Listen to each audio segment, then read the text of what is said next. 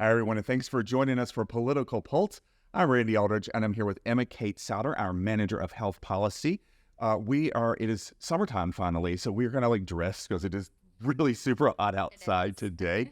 We're coming to you the week before the 4th of July. A lot has happened in the past few weeks that we want to talk about. Legislators have gone home right now. They've gone home for the 4th of July. They will not be here next week at all. So we thought this was a good time to recap a few things. And my members have been asking a lot of questions about this. It's SB 20. We want to clarify a few things, give you some direction about where you can go if you have questions. So I know we got a little bit to get into here.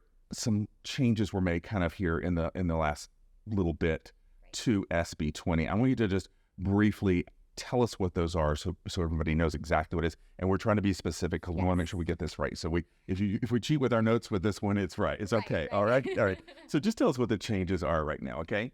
Yeah, so the General Assembly just updated SB 20, like you mentioned, and this change was specifically related to medication abortion, or what they're calling medical abortion in the bill. The provision in SB 20 required physicians to verify... And this is what it did require. Past tense, yes. Did require that physicians verify the gestational age was less than 70 days before they could administer an abortion-inducing medication. That provision has been removed. So that's no longer part of it? That's no longer part of it. So the change would suggest that medication abortion will now be available in North Carolina up to 12 weeks, which is that cutoff. That is in other parts of the bill. So that's the clarification we want to make sure everybody knew about. Yes. But there are also some things we want to make sure our members have asked quite a bit about this because reporting has changed some. There's a lot involved with reporting at this point, and I know our members are used to a lot of this anyway, but we want to just touch on a couple of things we want to make sure they know, right? So can you tell us about those forms that we wanted to point out to them? Yes, so DHHS has created a whole new host of forms, as was mandated by the bill. This includes an informed consent, and those are different for medical and surgical abortions, the two different types of abortions outlined by the bill.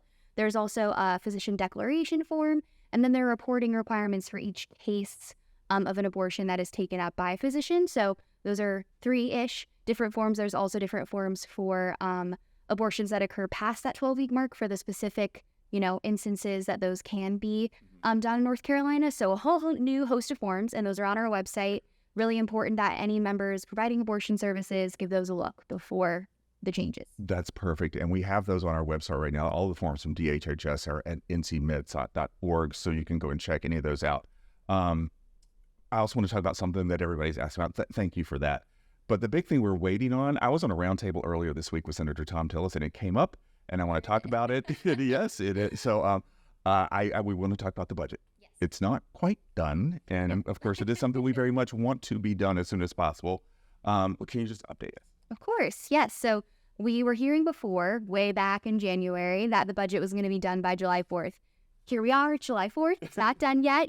These things take time, especially when two chambers are coming to an agreement. They're in conference, they're making decisions, they're working hard on it. So we're looking forward to seeing it hopefully by the end of July, but that's just me guessing. So could be later than that, but we will not be getting it by July 4th. This does mean some different things for Medicaid expansion. Redetermination for Medicaid expansion enrollees happens around this time. So people are going to drop off of Medicaid coverage, and that changes the amounts of money that we can get for things like HASP, federal dollars. Those things can impact Medicaid expansion. So we're really just hoping that the budget passes as soon as possible. And I know that the legislators are working really hard on it. And the long session ends when it ends. Right. So we're in a waiting mode on that. Yes. And when it comes to SB 20, July 1st is when it begins, which is Saturday. So for a lot of our members, when they go back to work after the 4th of July holiday, that's when they'll have to be taking care of all this, right? Exactly. Well, you know what? We always cover a lot in a little bit of time. Thank you very much. We hope everybody has a great 4th of July weekend, a safe and happy 4th of July weekend. But for Emma, Kate, and myself, thanks for joining us for this week's Political Pulse. We'll see you soon.